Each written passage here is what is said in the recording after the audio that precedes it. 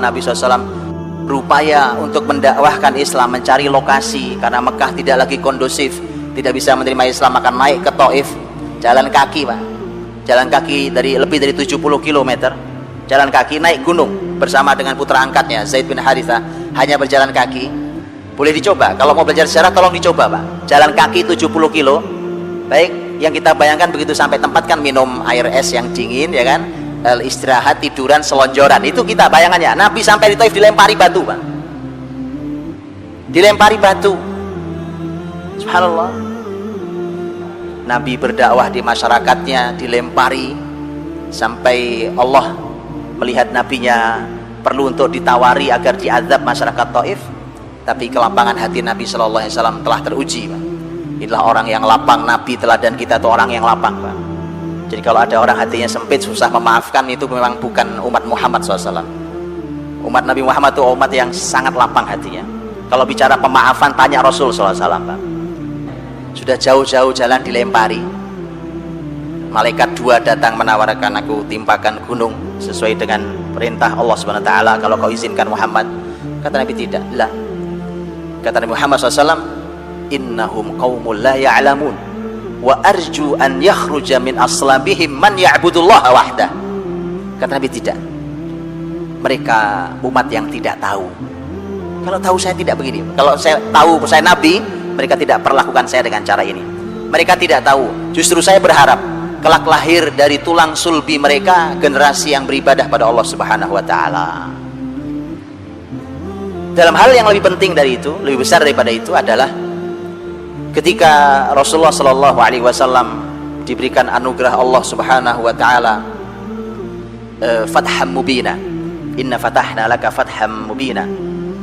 Kemenangan besar Nabi SAW adalah Fathu Makkah tahun 8 Hijriah, ketika Nabi Shallallahu Alaihi Wasallam berhasil membuka Mekah, membersihkan dari kemusyrikan masyarakat yang mendapat hidayah. Beberapa pembesar yang masih hidup, orang-orang Quraisy yang dulu menyakiti Nabi SAW, yang dulu menghina Nabi SAW, bahkan ada yang hampir berniat membunuh Nabi SAW. Itu ternyata ketika Nabi sudah menguasai Mekah, terbayang oleh antum betapa gemetarannya mereka.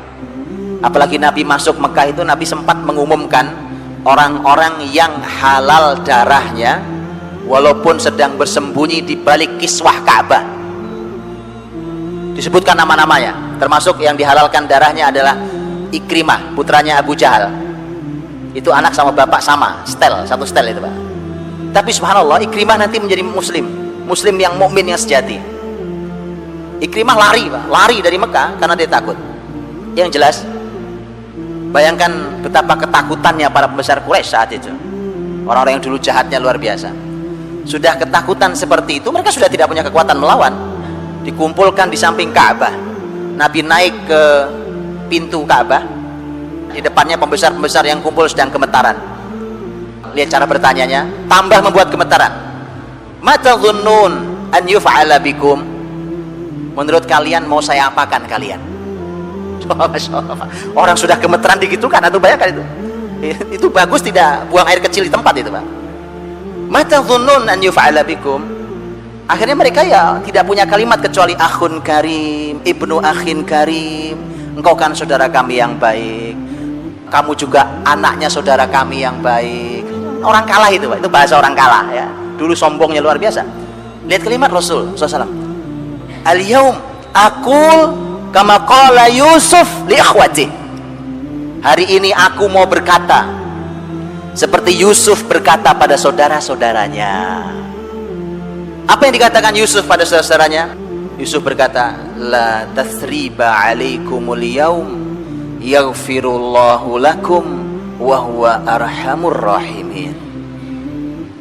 Hari ini kalian sudah tidak punya salah pada saya. Subhanallah. Allah ampuni kalian mudah-mudahan. Dialah Allah yang paling rahmat kasih sayangnya. Maka Nabi mengatakan, idhabu fa antumut tulaqa. Kata Nabi, pergilah kalian semua saya bebaskan, saya maafkan.